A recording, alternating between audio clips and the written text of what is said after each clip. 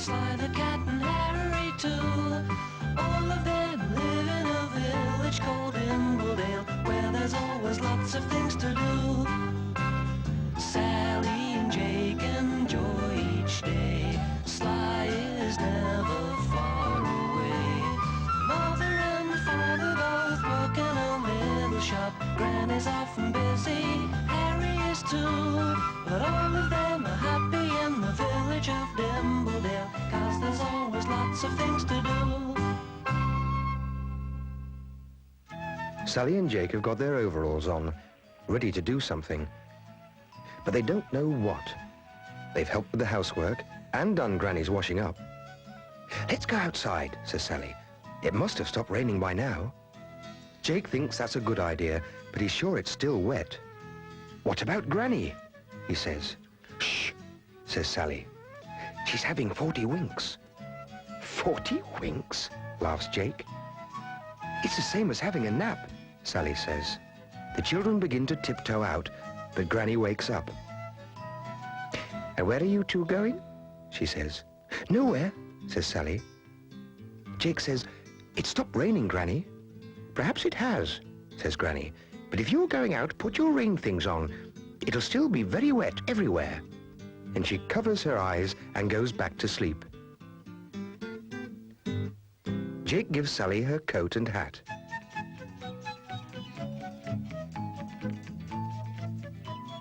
Then he puts his own coat on. It's red and shiny. Sally's is blue with gold stars. Jake has to stamp one foot to get his boot on properly. Then he puts his hat on too. And off they go. Sly looks up. "I wouldn't go out in this weather," he says. "Besides, I haven't got a plastic Mac, or a hat, or boots." It must have been raining a lot. Sally says, "Shall we go and tell Harry about all the puddles?" Jake says yes. They knock on Harry's barn door and go in.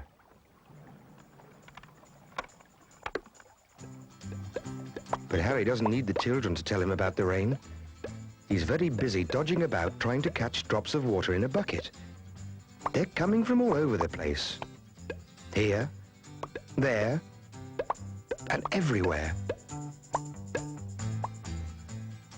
"There's more holes in this old roof than in my vest," he says.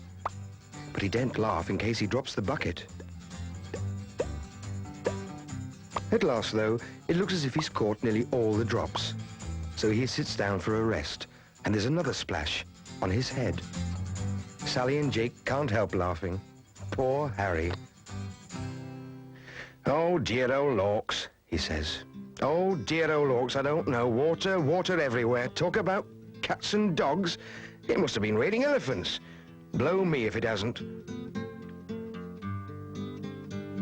The children laugh again. Then Sally says, "Look out!" Harry puts the bucket on his head quickly to catch some more drops.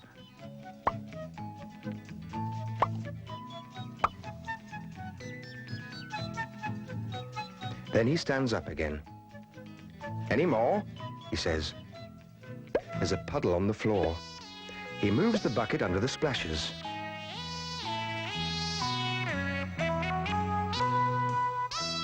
"I suppose I'll have to get up there and mend those holes," Harry says. "But I don't feel like work now. Let's go and look at your puddles instead." "Yes, please," says Sally. "Oh, yes," says Jake. "I like it when it's all wet."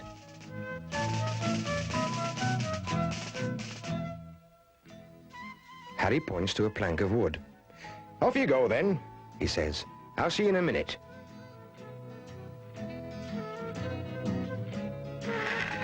He opens a drawer and takes out a large floppy hat and puts it on. The children carry the plank into the garden. There are still lots of puddles everywhere.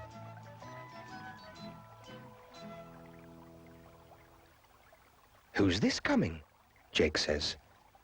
"With an umbrella." Harry is doing a funny walk across the garden, wearing his hat and coat and hiding under an old umbrella. Sally doesn't know who it is. "Hello," says Harry, pushing his hat back. "It's me, Wet Harry." He takes the plank from Jake and makes a bridge with 2 bricks across the biggest puddle.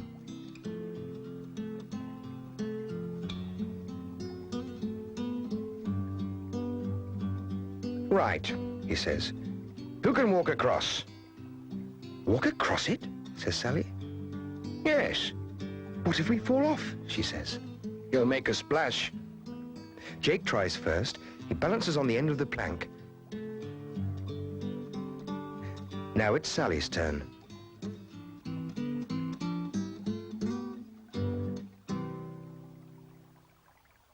She walks along very easily.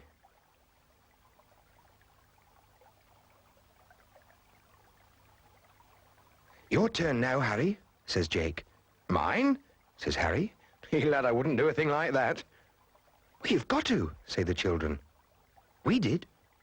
"Oh, all right then."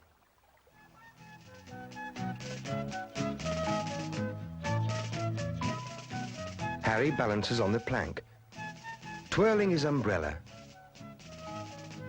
The children think watching him is like being at a circus. He does all kinds of tricks and even twirls himself.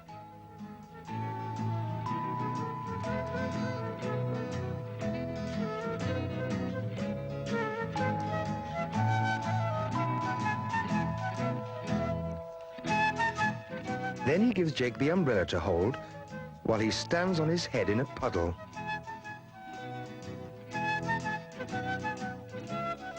Sally and Jake think Harry is very clever.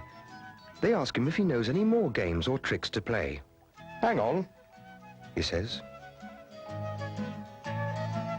Sally watches carefully. Harry picks up a stick and throws it to them.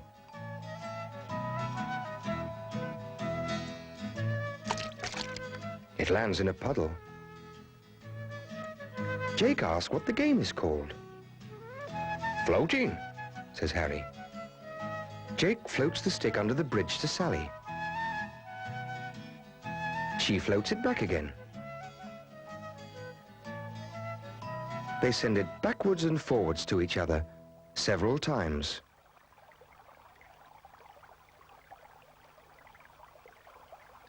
One way, then the other, and back again, until a little yellow duckling floats along instead. Sally and Jake are quite surprised. The duckling swims round in the water, having a great time. "He likes our bridge," says Sally. She wonders where he's come from. "Look," Jake says. "Look, look." There are ducklings everywhere, swimming about in the puddles. And Mother Duck is there too, quacking away at them. 2 of the ducklings stand on the bridge, so Sally stands on it. Then she puts her feet in the water, so they put theirs in. Quack, quack, quack, quack. They look as if they're dancing. There's such a din in the garden, the children laughing, the ducklings quacking. Mother and Father come in to see what's going on. "Oh, lovely weather for ducks," laughs Harry. Jake thinks he'll do one of Harry's tricks on the plank. He falls in the puddle. Splash, he goes. Never mind. He thinks it's funny. And he splashes his boot up and down a bit more. Sally tries to help him up. But then he pulls her into the water too. Accidentally. One of the ducklings gets onto the bridge again. He wants pulling into the water, says Mother Duck. "You coming for a swim?" "Me?" says Sly. "A swim? I'm not much partial to water. Thanks all the same. Sally and Jake and their mother and father and Granny and Sly the cat and Harry too. All of them live in a village called Imbledale, where there's always lots of things to do. Sally and Jake enjoy each day. Sly is never far away. Mother and father both work in a little shop. Granny's often busy, Harry is too. But all of them are happy in the village of Dimbledale, 'cause there's always lots of things to do.